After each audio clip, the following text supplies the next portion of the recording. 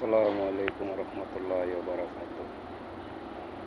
তো আজকে আপনার সাথে আমার একটা ভিডিও করা, মেসেজটা করা বন্ধুত্বর ব্যাপারে, যে এই দুনিয়ার ভিতরে সবচেয়ে আপনকে আপনারা জানেন? একমাত্র মা এবং বাবা। আর সবচেয়ে বন্ধুকে তা কি আপনারা জানেন? মনে হয় জানেন না। সবচেয়ে আপন বন্ধু হইল মা এবং বাবা। তারারে যদি বন্ধুত্ব তৈয়ার করেন, তারারে যদি বন্ধু বানান, তাহলে আপনার লাভ আছে, আপনার লস নেই। আর পবিত্র বন্ধু যদি বানাইতে চান, বন্ধু আমরা কাকে বলি? আমরা বন্ধু বলি একজনের লগে চলা, একজনের লগে ঘোরা ফিরা, তারে আমরা বন্ধু বলি না। তারা আপনার পবিত্র বন্ধু না। পবিত্র বন্ধু হইতে হলে মা এবং বাপের বন্ধু বানান, আপনার লাভ হবে। আর ওই বন্ধু যারা আছে, ওই বন্ধু বানাইতে হয় কারণ সমাজের জন্য। তারা হইল সমাজের বন্ধু। কিন্তু সঠিক বন্ধু হইল মা আর বাপ।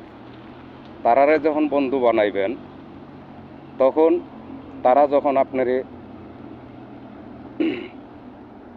সমাজের বন্ধু যখন আপনারা বানাইবেন, তারা যখন আপনারে 2 দিন, 1 দিন, 2 দিন, 3 দিন, 4 দিন আপনারা আপ্যায়ন করবে, খাওয়াইবে, ঘুরতে লয়ে যাবে। কিন্তু 4 দিনের মাথায় কিন্তু আপনিও তারারে খাওয়াইতে হবে, ঘুরাইতে হবে, চলতে হবে। এটা হলো সমাজের বন্ধু। তারা হইলো এই বন্ধু। আর মা বাপ যদি বন্ধু বানান, তাহলে আপনার আপদে বিপদে আপনার সব দিকে তারা আপনারে সহযোগিতা করবে, আপনারে হেল্প করবে, আপনারে ভালো বুদ্ধি দিবে, ভালো পথে চলার জন্য বলবে। আর ওই বন্ধুরা আপনারে ভালো পথে চলার জন্য বলবে না, আপনারে বন্ধু বানাবে ঘোরার জন্য, 2 টাকা খরচ করার জন্য।